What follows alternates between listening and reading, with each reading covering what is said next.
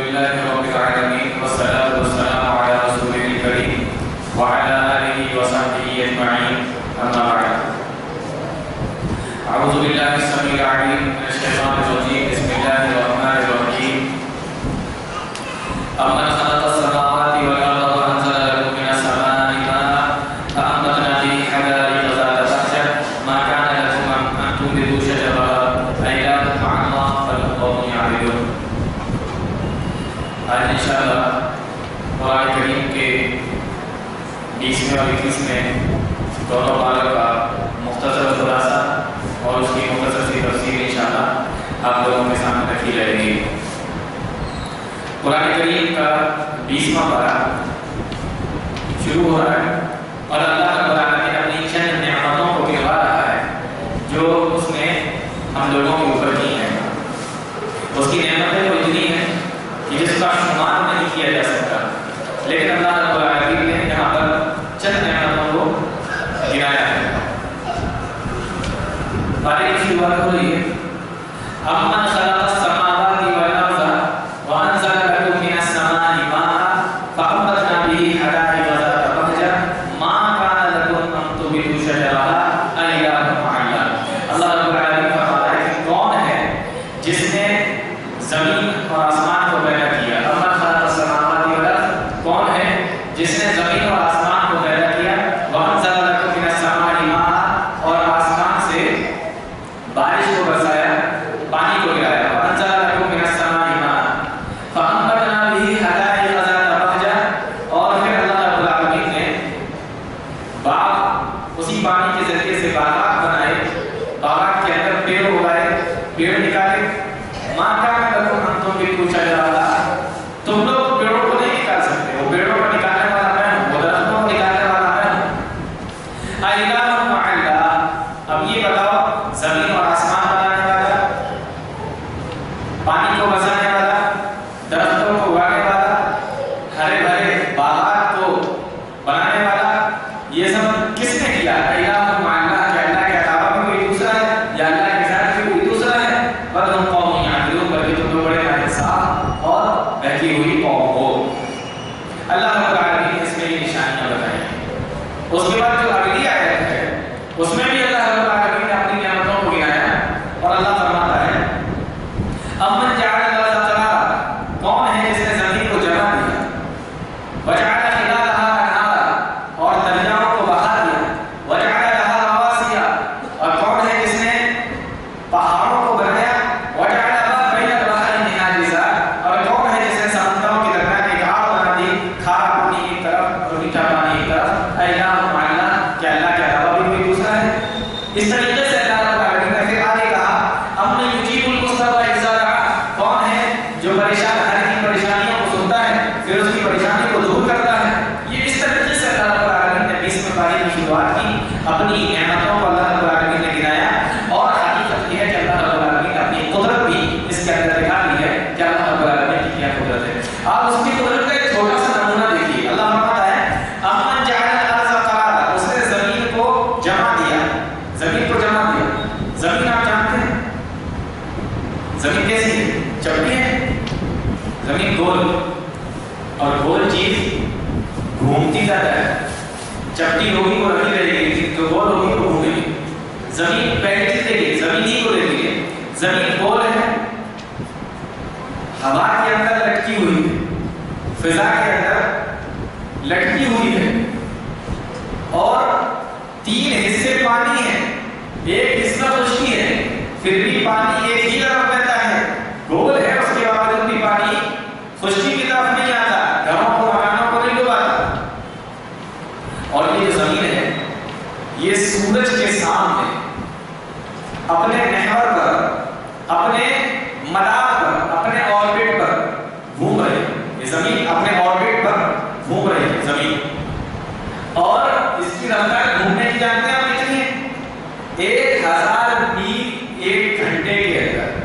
1000 میل فی گھنٹہ زمین اپنے محور کے اوپر گھوم رہی ہے سورج کے سامنے، اور یہ اپنا پورا چکر 24 گھنٹے میں پورا کر دیتی ہے، جس کے بعد میں تاریخیں بدل جاتی ہیں، دن بدل جاتا ہے، رات بدل جاتی ہے. یہ زمین ایک 1000 میل فی گھنٹے کے حساب سے سورج کے سامنے گھوم رہی ہے، اور یہ تو اپنے محور اور اپنے مدار پہ گھوم رہی ہے، اپنے آربٹ پر گھوم رہی ہے، اور زمین ایک تو سورج کے سامنے یوں گھوم رہی ہے، اور دوسرا اس کا جو خاکہ ہے وہ پورے سورج کا چکر لگا ہے، پھر یہ دوسرا چکر وہ بھی پورا کر رہی ہے، ایک تو اپنے آربٹ پر یوں گھوم رہی ہے اور دوسرا سورج کے سامنے یوں گھومتی ہوئی جا رہی ہے، یہ گھومتی ہوئی جا رہی ہے، اور سورج بیچ میں اس طریقے سے پورا چکر لگا ہے۔ تو زمین دو طریقے سے گھوم رہی ہے، ایک اپنے مدار پر اور ایک اپنے سورج کے سامنے گھوم رہی ہے۔ تو یہ جو اپنے آربٹ اور مدار پہ گھومتی ہے اس کی رفتار 1000 میل فی گھنٹہ یعنی 1 گھنٹہ ہے، اور یہ جو سورج کے سامنے جو سورج کا چکر لگا رہی ہے یہ اس کی اسپیڈ جو ہے 66,600 میل 1 گھنٹے کی اسپیڈ ہے، اس کی 66,600 میل فی گھنٹے کے حساب سے سورج کے گرد گھوم رہی ہے، اور اپنے محور پہ 1000 میل فی گھنٹے کے حساب سے گھوم رہی ہے۔ اب دیکھیے جو زمین اتنی تیز چکر لگاتی ہو، اتنی تیز گھومتی ہو، اس زمین کو اللہ نے ایسے جگہ میں رکھا ہوا ہے کہ نہ آپ ادھر لڑکتے ہیں نہ ادھر لڑکتے ہیں، نہ مکان کسی کا لڑک کے وہاں جا رہا ہے، ایسا ہوتا ہے نہیں ہوتا۔ تو کس نے جما کے رکھا ہے اس زمین کو؟ اتنی اسپیڈ کے ساتھ میں زمین گھوم رہی ہے، اس کے باوجود بھی زمین اللہ کہتا ہے جعلها سخارا، میں نے زمین کو جما دیا، کسی کو دھکا نہیں لگتا، ایسا نہیں ہے کہ ادھر والے آگے والے پہ گر پڑ رہے ہو، پیچھے والے بھاگتے چلے، ایسا کچھ نہیں ہوتا۔ جب یہ اسپیڈ دیکھیے زمین کی تو یہ اللہ رب العالمین کی نعمتیں ہیں، اللہ رب العالمین کی قدرت ہے۔ اور بتاؤں میں آپ کو، دیکھیں زمین اور سورج کے بیچ کی جو دوری ہے یہ سورج ہے، یہ زمین ہے، اب یہ زمین ایسے چکر لگا رہی ہے سورج کے بیچ، یہ جو زمین اور سورج کے بیچ کی جو دوری ہے 9,30,00,000 میل کی دوری ہے، دونوں کا ڈسٹینس کتنا ہے سورج کا اور زمین کا؟ 9,30,00,000 میل کی دوری پر ہے، اور اگر یہ زمین اپنے محور پر نہیں گھومتی، اپنے مدار پر نہیں گھومتی، اگر یہ چکر نہیں لگاتی اور یوں ہی ایسے جام رہتی تو اس کا ایک حصہ ہمیشہ سورج کے سامنے رہتا، تو جو حصہ سورج کے سامنے رہتا وہاں ہمیشہ دن ہوتا، اور جو حصہ سورج کے سامنے نہیں آتا وہاں ہمیشہ رات ہوتی۔ اور دیکھیے زمین کو اللہ رب العالمین نے سورج کے بالکل قریب نہیں کر دیا، اگر بالکل قریب کر دیتا تو سب جل کے مر جاتے، ختم ہو جاتے، اور اللہ نے بالکل زمین کو دور نہیں کر دیا، اگر بالکل دور کر دیتا تو سردی کے بعد سب مر جاتے۔ اس لیے اللہ رب العالمین نے ہر ایک چیز کو اپنے حساب سے بنایا ہے۔ آپ زمین ہی کو دیکھ لیجیے تو آپ میں عقل حیرت دنگ رہ جائے گی کہ کیا اللہ رب العالمین نے اس زمین کو بنایا، کس طریقے سے اللہ رب العالمین نے پورے سنسار کو، پورے برہمانڈ کو کس طریقے سے اللہ رب العالمین نے بنایا۔ یہ تو میں نے آپ کے سامنے چند باتیں زمین کے تعلق سے رکھی۔ تو اللہ تعالیٰ کیا فرماتا ہے؟ امن جعل الارض قرارا، ہم نے زمین کو جکڑ لیا، ہم نے زمین کو روک لیا، ہم نے زمین کو ٹھہرا دیا، اس لیے اتنی تیز گھومنے کے باوجود بھی زمین کے اندر دھکے لگتے ہیں، نہ کوئی گرتا ہے، نہ کوئی لڑتا ہے، نہ کوئی آگے بھاگتے ہوئے پہنچ جاتا ہے، نہ پیچھے آ جاتا ہے، نہ مکان گرتے ہیں، کچھ یہ اللہ رب العالمین کی نعمت ہے۔ اور اس طریقے سے آپ اس بارے میں دیکھیں اللہ رب العالمین نے اپنی کئی نعمتوں کو گنوایا ہے۔ اس کے بعد پھر دیکھیے اللہ رب العالمین فرماتا ہے کہ جب قیامت کا دن ہوگا اس سے پہلے اللہ رب العالمین اپنی بڑی بڑی نشانیاں دکھائے گا۔ ان بڑی نشانیوں میں سے ایک بڑی نشانی یہ بھی ہے، میں نے جو تخلیق کی تھی قیامت کی نشانیاں، اس میں نے اس نشانی کو چھوڑ دیا، آج وہ نشانی آ گئی، اس کے بارے میں اللہ رب العالمین بتایا ہے۔ وَإِذَا وَقَعَ الْقَوْلُ عَلَيْهِمْ أَخْرَجْنَا لَهُمْ دَابَّةً مِّنَ الْأَرْضِ تُكَلِّمُهُمْ، جب ان مشرکین کے اوپر، کافرین کے اوپر، گنہگاروں کے اوپر عذاب کا وقت آ جائے گا اور قیامت بالکل قریب آ جائے گی، أَخْرَجْنَا لَهُمْ دَابَّةً مِّنَ الْأَرْضِ، تو ہم زمین سے ایک جانور کو نکالیں گے، زمین سے ایک چوپایا نکالیں گے، زمین سے ایک جانور نکلے گا، اور بعض روایتوں کے اندر آتا ہے کہ صفا پہاڑی کو جس کو تم دیکھ رہے ہو یہ پہاڑی پھٹ جائے گی اور اسی میں سے وہ جانور نکل کے آئے گا۔ اور یہ تو تعجب کی بات نہیں ہے، پہاڑی پھٹے اور جانور نکلے۔ صالح علیہ السلام کے واقعے میں آپ اٹھا کر دیکھیں، ان کی قوم نے مطالبہ کیا تھا تو اونٹنی بھی پہاڑ کے اندر سے نکل کے آ گئی تھی۔ اللہ رب العالمین کے لیے کوئی بڑی بات نہیں، وہ جانور نکلے گا اور اس کے ہاتھ میں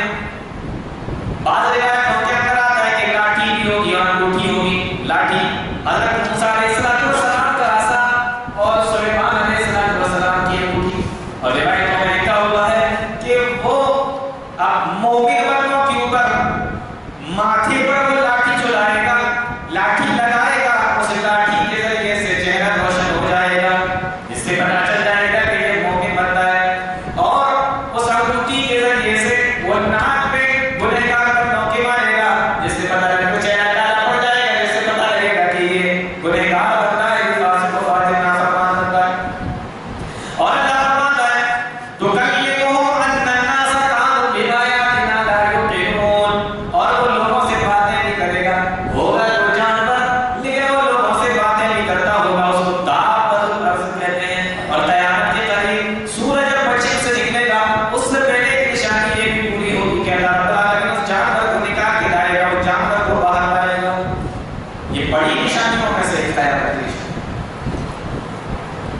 उसके बाद देखिए सूरह क़सस शुरू हो रही है और सूरह क़सस के अंदर अल्लाह रब्बुल आलमीन ने तकरीबन आधी सूरत के अंदर अल्लाह रब्बुल आलमीन ने आधी से ज्यादा सूरत में मूसा अलैहिस्सलाम के वाक़े को बयान किया। क्योंकि बनी इस्राइल के सबसे जलील उतर अगर कोई पैगंबर गुजरे हैं तो वो मूसा अलैहिस्सलाम और अल्लाह के नबी सल्लल्लाहु अलैहि वसल्लम बनु इस्माईल, वो बनी इस्राइल और ये बनु इस्माईल। तो अल्लाह रब्बुल आलमीन ने जगह जगह मूसा अलैहिस्सलाम का तज़किरा किया। अब मैं यहाँ पर वो बातें बताता हूँ जो अभी तक की तफसीर में नहीं आई हैं, जो मैंने अभी तक आप लोगों को नहीं बताया, और जो बातें आ चुकी हैं उसको मैं शॉर्ट करके लिखूंगा। अल्लाह रब्बुल आलमीन फरमाता है हमने मूसा की माँ के ऊपर वही की। क्या वही? वअौहैना इला उम्मी मूसा अन अर्ज़िई, ऐ मूसा की माँ डरो नहीं और अपने बेटे मूसा को दूध पिलाती रहो, अपने बेटे मूसा को दूध पिलाती रहो।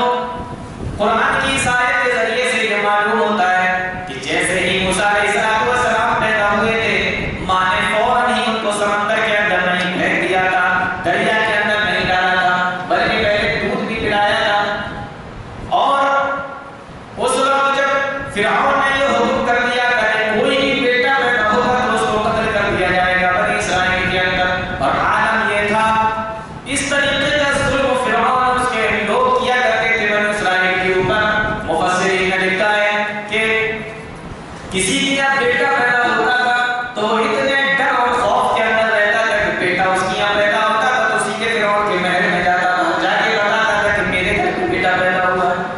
फिरौन के फौजी भी ढूंढते रहते थे और वो भी पता लगाते थे, तलाश करते थे, लेकिन डर इतना फिरौन का बैठा हुआ था, उसके जुल्म का बैठा हुआ था कि खुद जाके बता देते मेरे घर के अंदर बैठा हुआ, उसके फौजी आके उसे कत्ल कर देते। मूसा अलैहिस्सलाम जब पैदा हुए मां डरी, डरो नहीं, दूध पिलाओ, और जब मुझे ये लगेगा कि हाँ अब खतरा है तब मैं तुमसे कहूंगा फइज़ा खिफ़्ति अलैहि, जब तुझे डर लगे कि नहीं अब फौजी आ जाएंगे मार देंगे, फ़अल्क़ीही फ़िल यम्मि, तब तुम उसको समंदर के अंदर डाल देना। अब कितने दिन के बाद, मैं समझता हूँ तकरीबन 2 या 3 महीने के बाद या 2-3 हफ्ते के बाद, जो भी मूसा अलैहिस्सलाम की माँ ने दूध पिलाया हो, उसके बाद जब उनको डर महसूस हुआ तो उन्होंने मूसा अलैहिस्सलाम को समंदर के हवाले कर दिया। मूसा अलैहिस्सलाम की माँ ने समंदर के हवाले किया। अल्लाह रब्बुल आलमीन ने वही फरमाई, अल्लाह रब्बुल आलमीन ने मूसा अलैहिस्सलाम की माँ से कहा इन्ना रादूहु इलैकी व जाइलूहु मिनल मुरसलीन ला तख़ाफ़ी व ला तहज़नी, डर मत, परेशान मत हो, मैं तेरे इस बेटे को तेरे पास में लौटा दूंगा, व जाइलूहु मिनल मुरसलीन, और मैं इसको रसूल भी बनाऊंगा। अब ये पक्का हो गया कि बेटा भी मिल जाएगा और रसूल बनेगा, इसलिए फिरौन तो इसको नहीं मान सकता। आगे कुरान कहता है फल्तक़तहु आल फिरऔन, वो संदूक देता हुआ जब गया तो फिरौन ही के घर वालों ने उसको निकाला, और जब उसको निकाल दिया तो फिरौन की बीवी कहती है वक़ालत इम्राअतु फिरऔन क़ुर्रतु ऐन ली व लक, हम इसको आंखों की ठंडक बनाएंगे, असा अन यनफ़अना औ नत्तख़िज़हु वलदा, कोई औलाद अल्लाह ने फिरौन को नहीं दी थी। फिरौन की बीवी आसिया कह रही है कि अगर हो सकता है कि हम इसको पालने से जरिए से मुझे फायदा हासिल हो जाए, नहीं तो हम इसको अपना बेटा ही बना लेंगे। असा अन यनफ़अना औ नत्तख़िज़हु वलदा, अपने शौहर से कहती है ला तक़्तुलूहु, इसको कत्ल मत करो। अब यहाँ तो ये मामला है, उधर मूसा अलैहिस्सलाम की माँ समंदर में तो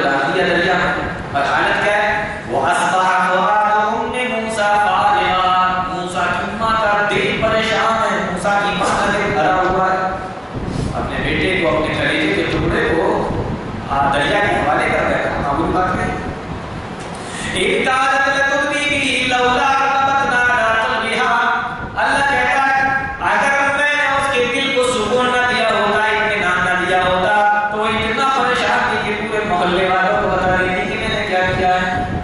मां थी ना, मुझे सबको बता रही थी, लेकिन मैं लौला रबतना दातल बिहा, मैंने उसके दिल को सुकून पहुंचा दिया। अब वो अपनी लड़की से कहती है, मूसा की माँ, मूसा की बहन से कहती है, बहन सबसे बड़ी बहन थी हारून के थे मूसा, और जब हारून पैदा हुए तब ये हुक्म नहीं आया कि फिरौन का सबको मारो। हारून 3 साल बड़े थे मूसा अलैहिस्सलाम, ख्वाब उसने जब देखा जब मूसा पैदा होने वाले थे।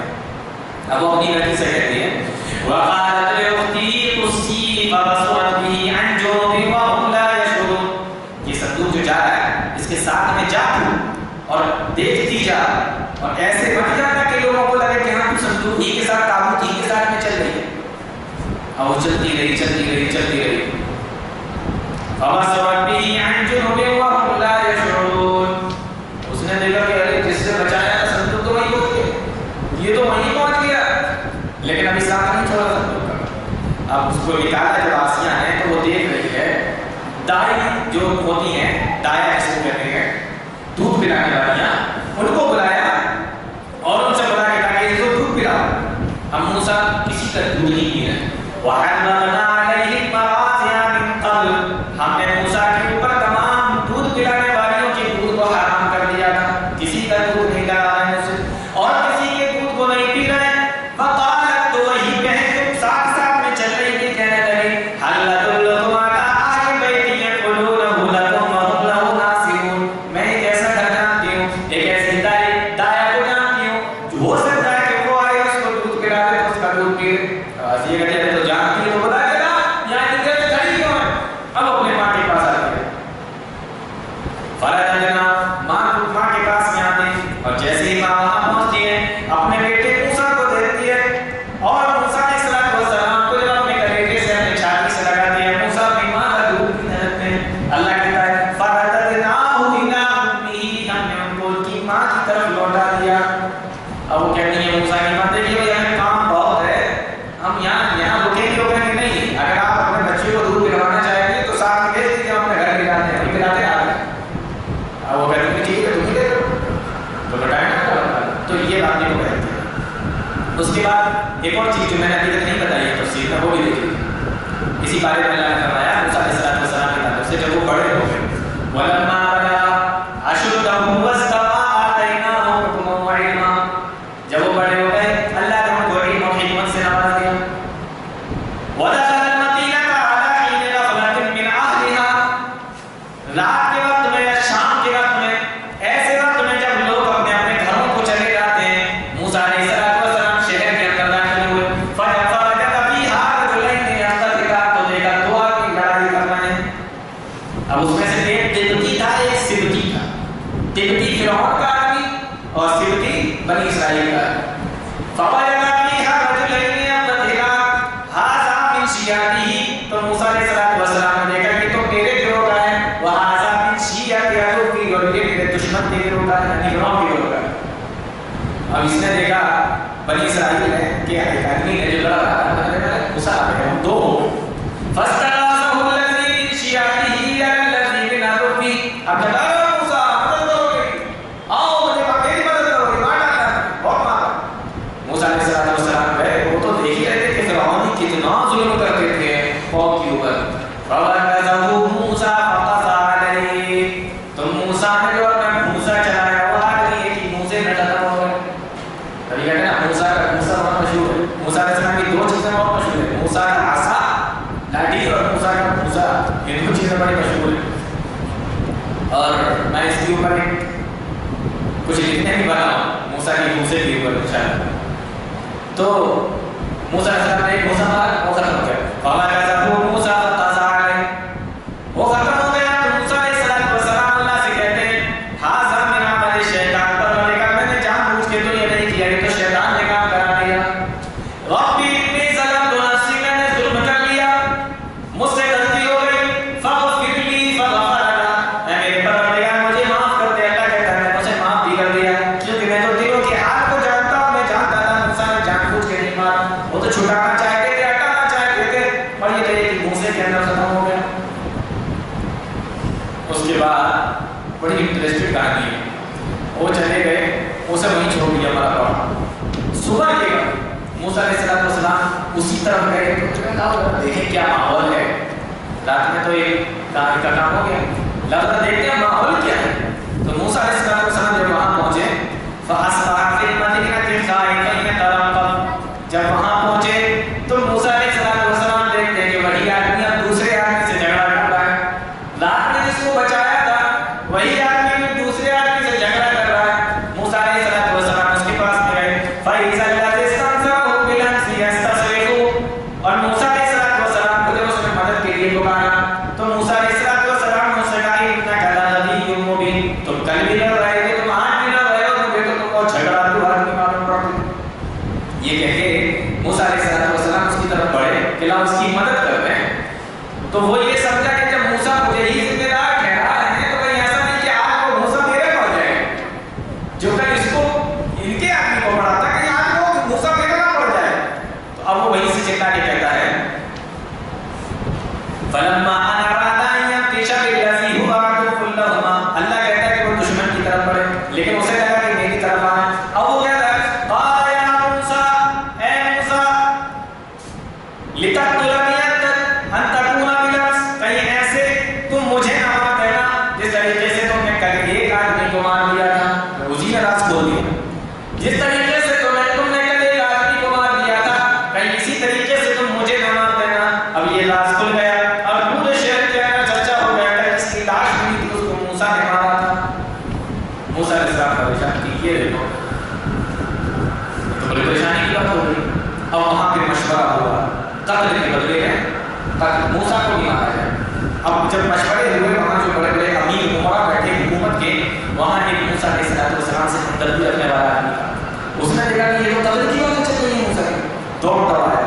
وَجَاءَ رَجُلٌ مِّنْ أَقْصَى الْمَدِينَةِ يَسْعَىٰ قَالَ يَا مُوسَىٰ إِنَّ الْمَلَأَ يَأْتَمِرُونَ بِكَ, اے موسیٰ سارے عمرا اور وزیر بیٹھے ہوئے مشورہ کر رہے ہیں کہ تمہیں بھی اس کے بدلے میں قتل کیا جائے گا. فَخْرُجْ إِنِّي لَكَ مِنَ النَّاصِحِينَ, تو تم یہ شہر چھوڑ کے چلے جاؤ, میں تمہیں نصیحت کرنے والا ہوں, میں تمہیں سمجھانے والا ہوں, میں تمہارا خیر خواہ ہوں, تم یہ شہر چھوڑ کے چلے جاؤ. بات ورنہ پکڑ لیے جاؤ. موسیٰ علیہ السلام فخرج منها خائفا يترقب, چلے گئے. کہاں گئے؟ اللہ کا قرآن کہتا ہے مدین گئے. فرعون کی حکومت کہاں تھی؟ مصر میں تھی, مدین میں نہیں تھی. مدین پہنچ گئے, ایک ہفتے کا سفر کر کے پیدل مدین پہنچے. جب وہاں پہنچے موسیٰ علیہ السلام پہنچے تو دیکھ رہے ہیں وَلَمَّا بَلَغَ مَاءَ مَدْيَنَ وَجَدَ عَلَيْهِ أُمَّةً مِّنَ النَّاسِ يَسْقُونَ, بہت سارے لوگ ایک کنویں کے پاس میں جمع ہیں اور کنویں سے ڈھول نکال کر اپنے جانوروں کو پانی پلا رہے ہیں. وَوَجَدَ مِن دُونِهِمْ امْرَأَتَيْنِ تَذُودَانِ, اور اللہ کا قرآن کہتا ہے کہ موسیٰ علیہ السلام نے دیکھا وہیں پر دو لڑکیاں بھی کھڑی ہوئی ہیں جو اپنی بکریوں کو پکڑے ہوئی ہیں. موسیٰ علیہ السلام ان کے پاس میں پہنچے اور کہنے لگے قَالَ مَا خَطْبُكُمَا, میں دیکھ رہا ہوں تم بہت دیر سے کھڑی ہو, اپنے جانوروں کو پانی بھی نہیں پلا رہے ہو, کیا بات ہے, پانی کیوں نہیں پلا رہی؟ قَالَتَا, دونوں کہنے لگی لَا نَسْقِي حَتَّىٰ يَسْقِيَ الرِّعَاءُ وَأَبُونَا شَيْخٌ كَبِيرٌ, ہم کنویں سے پانی نہیں نکال سکتے, یہ اپنے جانوروں کو جو پانی پلا رہے ہیں اس میں سے جب بچ جائے گا اور یہاں سے چلے جائیں گے تب ہم اپنی بکریوں کو پانی پلائیں گے. میرے گھر میں صرف میرا ایک باپ ہے, وَأَبُونَا شَيْخٌ كَبِيرٌ, وہ بہت زیادہ بوڑھا ہو چکا ہے. اس لیے میں اللہ رب العالمین فرماتا ہے کہ موسیٰ علیہ السلام نے کنویں میں ڈول ڈالا, پانی نکالا اور اس کی جانوروں کو, ان کی بکریوں کو پانی پلایا. پانی پلایا بکریوں کو, یہ دونوں اپنی بکریاں لے کے چلی گئی. جا کے شعیب علیہ السلام کو بتایا, وہ دونوں کس کی بیٹیاں تھیں؟ شعیب علیہ السلام. بتایا کہ وہ آج تو ایک آدمی ملا تھا, مسافر معلوم پڑ رہا تھا, لیکن وہ میں نے اس کو دیکھا, اس نے بکریوں کو پانی پلا دیا اور وہ ایک پیڑ کے پیچھے بیٹھے, ایسا لگتا ہے اس کو کوئی گھر آ. تو شعیب علیہ السلام نے کہا کہ جاؤ اللہ کے بعد. اللہ کا قرآن کہتا ہے فَجَاءَتْ إِحْدَاهُمَا تَمْشِي عَلَى اسْتِحْيَاءٍ, ایک عورت آئی اور آ کر کہتی ہے, اس میں سے ایک لڑکی, إِنَّ أَبِي يَدْعُوكَ لِيَجْزِيَكَ أَجْرَ مَا سَقَيْتَ لَنَا, میرے ابو نے آپ کو بلایا ہے اور وہ تمہیں بدلہ لینا چاہتے ہیں اس چیز کا جو تم نے ہماری بکریوں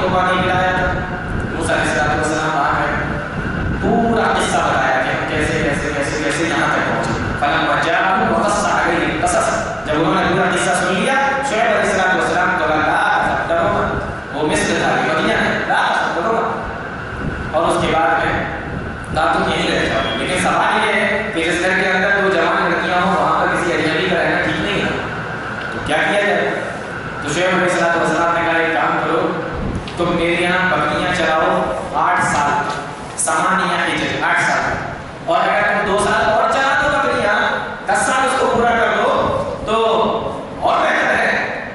ये महर होगा इस चीज का कि मैं अपनी एक लड़की की शादी तुम्हारे साथ में कर दूंगा। और इसी चीज से उन्होंने मूसा अलैहिस्सलाम की शादी कर दी। मूसा अलैहिस्सलाम 10 साल तक वहाँ पे रहे, बकरियाँ चराते रहे, और जब 10 साल पूरे हो गए तो मूसा अलैहिस्सलाम फिर मदीन से चले मिस्र, और फिर वहाँ रास्ता भूल गए। एक जगह देखा पेड़ में आग चल रही है, ये मैंने 16वें पारे की तफसीर में आप लोगों को बताया था। अब उसके आगे क्या था, जो मैं 16वें पारे में आप लोगों को बता चुका हूँ। इसी सूरह कसस के अंदर अल्लाह रब्बुल आलमीन ने एक सरकश का और जिक्र किया। मैं सरकस नहीं कह रहा, सरकश कह रहा। कौन था? कारून नाम था इसका। ये भी मूसा अलैहिस्सलाम की कौम का था, और ये मूसा अलैहिस्सलाम का चचेरा भाई था। अल्लाह ने बेशुमार इसको दौलत से नवाज रखा था। फिरौन के यहाँ हामान वजीर के बाद तीसरा नंबर इसी का। इसको मूसा अलैहिस्सलाम ने समझाया, कौम के लोगों ने समझाया, लेकिन दौलत के नशे में इसी समझ में नहीं आया। दौलतमंद आदमी जल्दी से किसी मौलवी की बात भी नहीं सुनना चाहिए, उन्हें लगता है कि सब पुराने ख्यालात हैं। मूसा अलैहिस्सलाम ने समझाया, कौम के लोगों ने समझाया, और अल्लाह कहता है कि उसको इतनी दौलत से नवाजा था, लकन्नू बिल उस्वति उलिल कुव्वा, उसके खजाने की चाबियां ताकतवर आदमी उठाया। ये चाबियां उठाया करके खजाना है, और करने की बात है। यहाँ से चला चाबियां उठाया करते थे, खजाने की बात नहीं हो रही, चाबियां उठाया करते थे ताकतवर आदमी। तो कौम के जो लोग थे जिनको दौलत चाहिए थी, वो कहते थे ऐसी दौलत मुझे भी दे दे जैसी इसको दी। और जो लोग भागने थे वो कहते थे खैरात और सदका भी किया कर इसमें से, वला तंसा नसीबका वब्तगि फीमा आताका अल्लाहु तआला आखिरा, वला तंसा नसीबका, दुनिया में भी खर्च कर और आखिरत के लिए भी खर्च कर। तो वो कहता मैं क्यों खर्च करूं? अल्लाह ने तुझे दिया, अल्लाह ने दिया। इन्नमा उतीतुहु अला इल्मिन इंदी, ये मैंने अपने ताकत से, अपने इल्म से, अपनी अक्ल से कमाया है, मैंने अपने हुनर से कमाया है। इस तरीके से वो बातें किया करता था। अल्लाह रब्बुल आलमीन कहता है फखरज अला कौमिही फी ज़ीनतिही क़ाल अल्लज़ीना युरीदून हयात दुनिया या लैत लना मिस्ल मा ऊतिया क़ारून। एक दिन वो बड़े फख्र और गुरूर के साथ में, बड़े ज़ेब व ज़ीनत के साथ में निकला, और उसके साथ में उसके घर के लोग भी थे। बड़ी अकड़ के चल रहा था, और उसकी कौम के लोगों ने जब देखा तो कहा या लैत लना मिस्ल मा ऊतिया क़ारून, काश हमें भी ऐसे ही मिल जाए जैसे कारून को मिला। अल्लाह कहता है फखसफना बिही व बिदारिही, उसकी ये अकड़ अल्लाह रब्बुल आलमीन को पसंद नहीं आई, उसका ये घमंड अल्लाह को पसंद नहीं आया। अल्लाह रब्बुल आलमीन ने उसको उसके लश्कर, उसके खजाने के साथ में जमीन के अंदर धंसा दिया। फखसफना बिही व बिदारिही, हमने उसको और उसके पूरे जो ज़ेब व ज़ीनत के साथ में निकला था, उसके घर वाले, उसके खजाने, तमाम की तमाम चीजों को हमने जमीन के अंदर धंसा दिया। फखसफना बिही व बिदारिही। तो इस तरीके से कारून का वाक़या भी अल्लाह रब्बुल आलमीन ने सूरह कसस के अंदर बयान किया। उसके बाद में सूरह अनकबूत शुरू होती है। सूरह अनकबूत को अनकबूत जानते हैं? अनकबूत किसको कहते हैं? अनकबूत कहते हैं अपनी ज़बान में मकड़ी को, स्पाइडर, मकड़ी को अनकबूत कहते हैं। अल्लाह रब्बुल आलमीन ने एक मिसाल दी है कि जो लोग अल्लाह के अलावा किसी दूसरे को पुकारते हैं, शिर्क करते हैं, और तो उनकी मिसाल बस इस तरीके से समझ लो, जो अल्लाह के अलावा दूसरे लोगों को पुकारते हैं, उनकी मिसाल मकड़ी के घर की तरह है। मकड़ी का घर कितना मजबूत होता है, कितना मजबूत होता है। सारे घरों में मैं समझता हूँ जितनी भी लोग या इतने भी जानवर या जितने भी परिंदे अपना अपना घर बनाते हैं, उसमें सबसे कमजोर घर किसी का होता है तो मकड़ी का घर होता है। अल्लाह ने फरमाया ये इबादत करने वाले की इबादत जिनको भगवान ने बनाया वो सब इतने कमजोर है जैसे मकड़ी का घर। कमसलिल लज़ीना इत्तख़ज़ू मिन दूनिल्लाहि औलिया कमसलिल अनकबूत, जिस तरीके से मकड़ी का घर कमजोर होता है। व इन्ना औहनल बैति लबैतुल अनकबूत, और अल्लाह खुद फरमाता है कि सारे घरों में सबसे ज्यादा कमजोर घर मकड़ी का घर होता है। यानी इतने कमजोर है और इनसे इबादत की जा रही है, और इनसे मांगा जा रहा है, और इनको हर तरह मुश्किल कुशाई के लिए बुलाया। उसके बाद देखिए 21वां पारा शुरू होता है। 21वें पारे की शुरुआत हो रही है।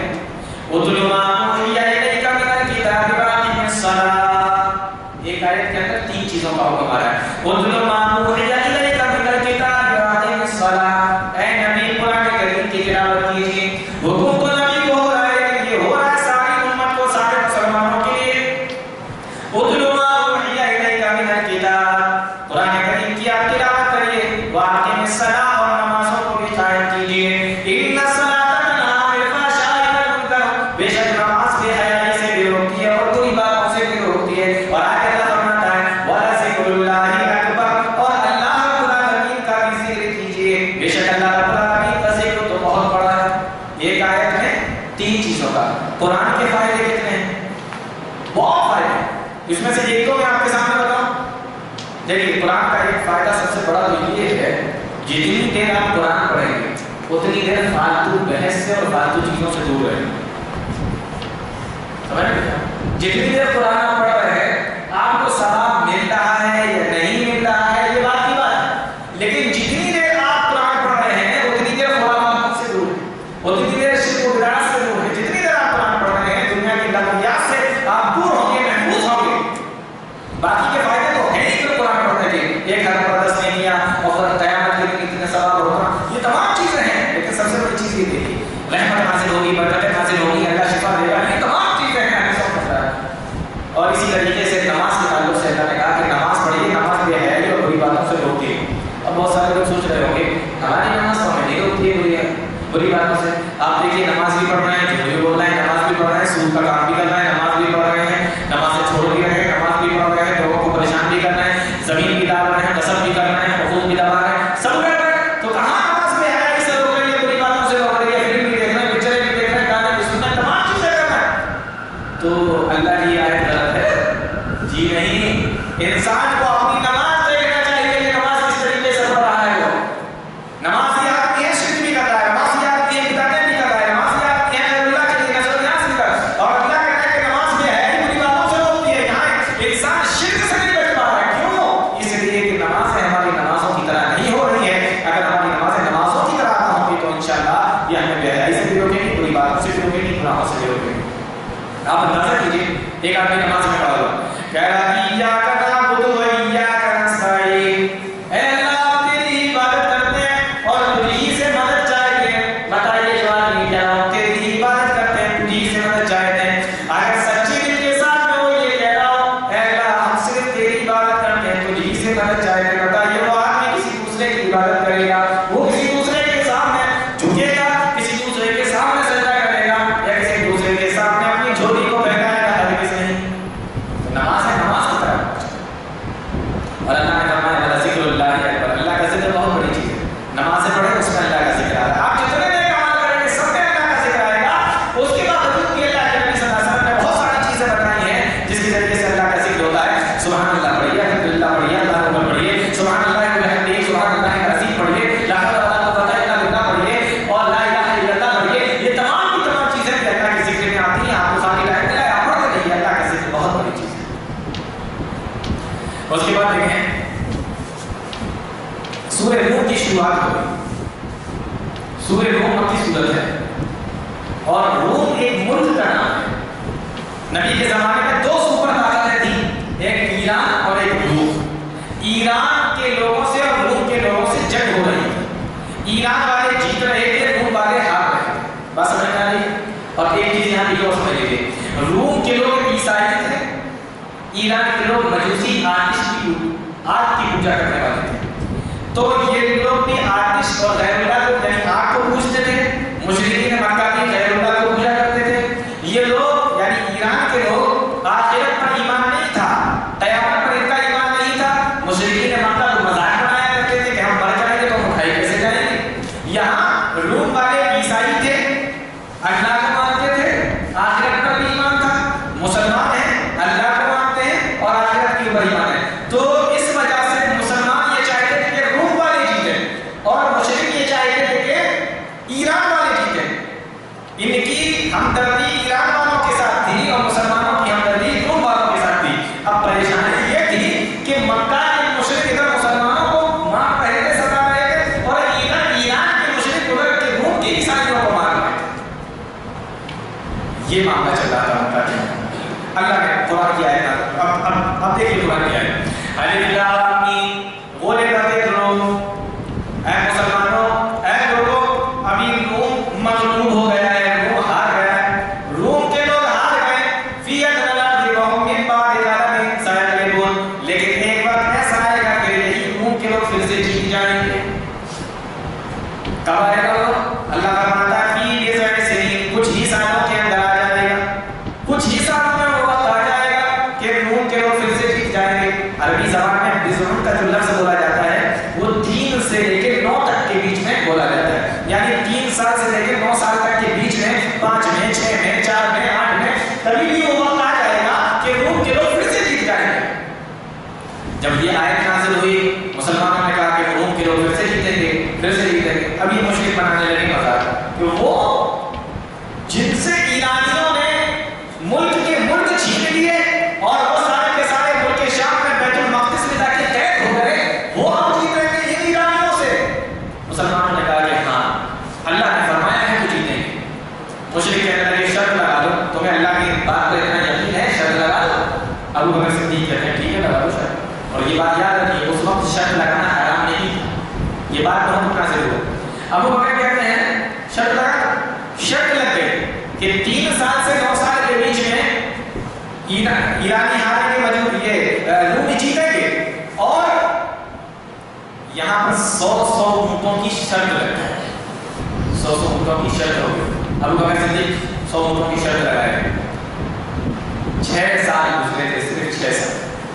6 سال کے بعد اللہ رب العالمین نے ان رومیوں کو فتح نصیب فرمائی ایرانیوں کے اوپر، اور اتنی زبردست ان رومیوں نے مار ماری ان ایرانیوں کو.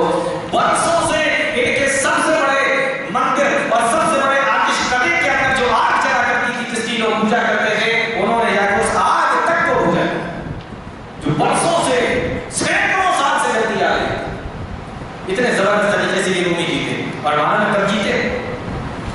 اللہ کے نبی صلی اللہ علیہ وسلم بدر کے میدان میں، اور مشرکین سے جنگ ہو رہی ہے. ادھر اللہ رب العالمین مسلمانوں کو بدر کے میدان میں مشرکین کے اوپر فتح دیتا ہے، مشرکین کے اوپر فتح نصیب ہوتی ہے مسلمانوں کو، اور ادھر رومیوں کو اللہ رب العالمین ایرانیوں کے اوپر فتح دیتا ہے.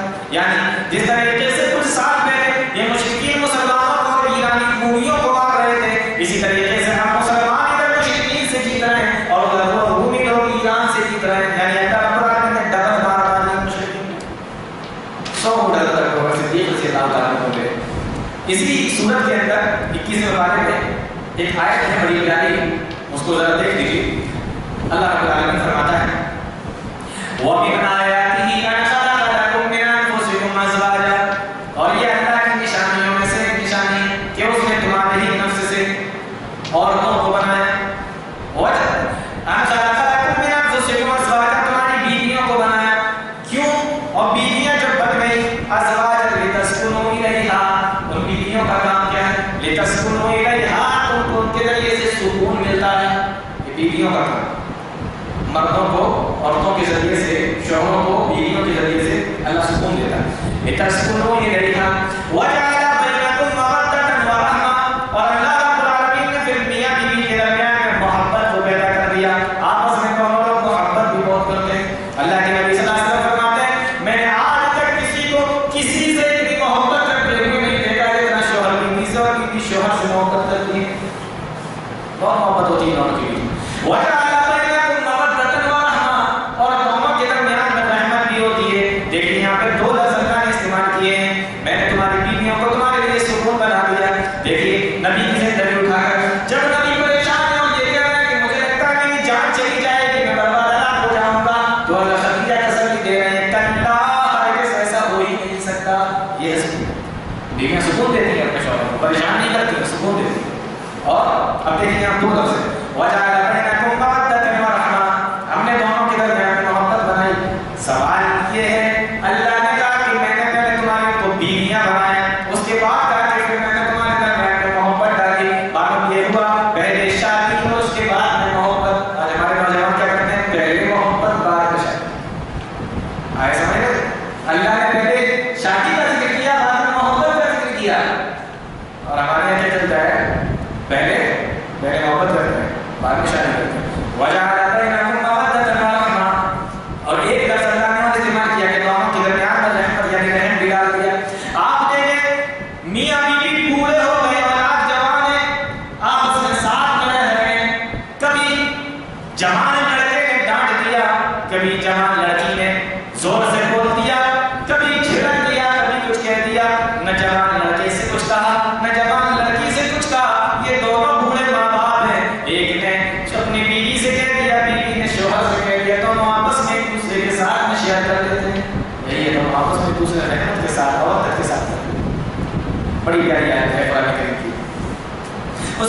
دیکھیے اللہ رب العالمین نے سورہ لقمان کو بیان فرمایا. سورہ لقمان آئی. لقمان کون تھے؟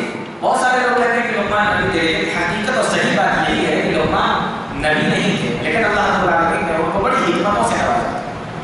اب یہ اپنے بیٹے کو نصیحت کر رہے ہیں. ان کی جو نصیحت اتنی پیاری تھی اللہ نے قرآن کے اندر بیان فرمایا. کیا کہہ رہے ہیں؟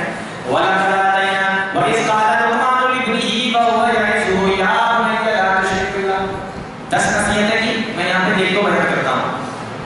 وَإِذْ قَالَ لُقْمَانُ لِابْنِهِ وَهُوَ يَعِظُهُ يَا بُنَيَّ لَا تُشْرِكْ بِاللَّهِ. اپنے بیٹے سے کہتے ہیں میرے بیٹے اللہ کے ساتھ کسی کو شریک مت کرنا. إِنَّ الشِّرْكَ لَظُلْمٌ عَظِيمٌ. بے شک شرک بہت بڑا ظلم ہے. یہ ایک نصیحت ہو گئی، ٹھیک ہے. اب دیکھیے دوسری نصیحت کریں گے، لیکن بیچ میں اللہ نے کیا کہا؟ بیچ میں ایک آیت اللہ نے ڈال دی ہے. ان کی دوسری نصیحت کو بیان کرنے سے پہلے وہ سمجھنے کی چیز ہے. اللہ کہتا ہے وَوَصَّيْنَا الْإِنسَانَ بِوَالِدَيْهِ. ہم نے انسانوں کو وصیت کر دی کہ اپنے ماں باپ کے ساتھ میں اچھا سلوک کریں. حَمَلَتْهُ وَهْنًا عَلَىٰ وَهْنٍ. ماں نے تکلیف پہ تکلیف اٹھا کر اپنے پیٹ کے اندر اس کو رکھا. وَفِصَالُهُ فِي عَامَيْنِ. اور 2 سال تک وہ اپنا دودھ پلاتی رہی. أَنِ اشْكُرْ لِي وَلِوَالِدَيْكَ. میرا بھی شکریہ ادا کرو، اپنے والدین کا بھی شکریہ ادا کرو. ٹھیک ہے، یہ آیت اللہ نے بیچ میں ڈال دی. اور اس کے بعد میں پھر اللہ رب العالمین نے لقمان کی نصیحت کو بیان کیا. آگے لقمان کی نصیحت کو بیان کیا. سوال یہ ہے کہ لقمان کی جب 10 نصیحتیں چل رہی تھیں تو بیچ میں اللہ رب العالمین کو یہ آیت ڈالنے کی کیا ضرورت تھی؟ اس کا جواب یہ ہے لقمان نے کیا کہا تھا؟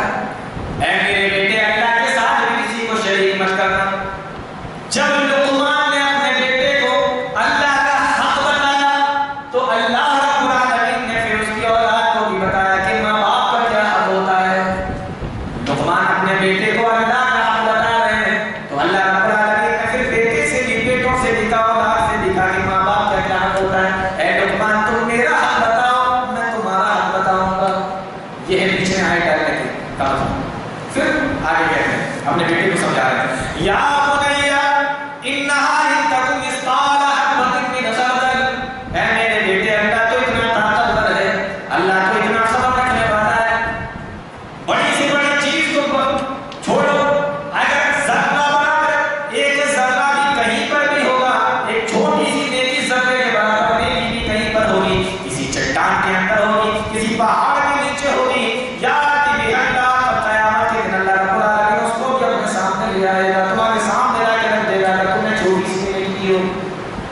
ایسے 10 نصیحتیں لقمان علیہ السلام نے اپنے بیٹے کو بیان کی ہیں. اس کے اندر اللہ رب العالمین سورت کے آخر میں اللہ رب العالمین نے علم غیب کے تعلق سے بیان کیا کہ 5 چیزیں ایسی ہیں جو کوئی نہیں جانتا. اس کو مفتاح الغیب کہتے ہیں، اسے کوئی نہیں جانتا. ان اللہ عنده علم الساعۃ. قیامت کب آئے گی کوئی نہیں جانتا.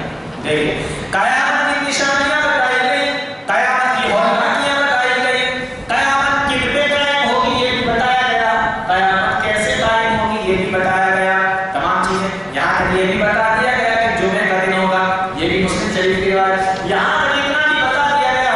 اس کے بعد بھی آپ کہیں قیامت کب آئے گی، لا تأتیکم الا بغتۃ انما علمها عند ربی. اس کا علم تو اللہ رب العالمین کے علاوہ کسی کے پاس. اتنا سب کچھ بتانے کے بعد کوئی نہیں کہہ سکتا کہ قیامت کب آئے گی.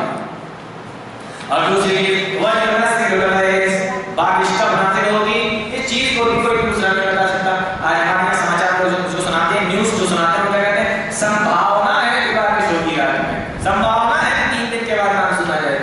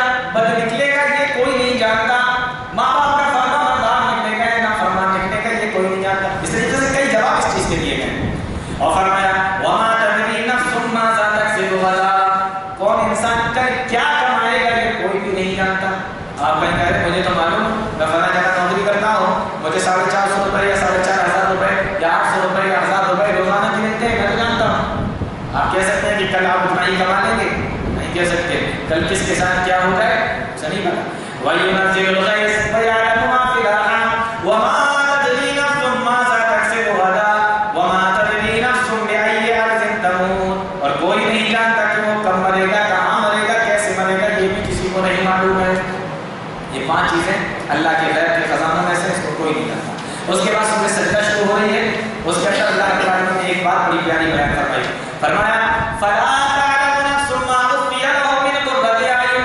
جنتیوں کے تعلق سے اللہ رب العالمین نے فرمایا کہ ہم نے ان کے لیے کیا چیز بنائی ہے جنت کے اندر، ایسی چیز ہم نے تیار کر کے رکھی ہے، ما اخفي لهم من قرة اعين، جو کسی آنکھ نے کبھی دیکھا بھی نہیں ہوگا۔ اور ایک حدیث کے اندر آیا آنکھ تو چھوڑو کسی کے دل کے اندر کبھی خیال بھی نہیں آیا ہوگا اس طریقے کی چیز ہم نے بنائی ہے۔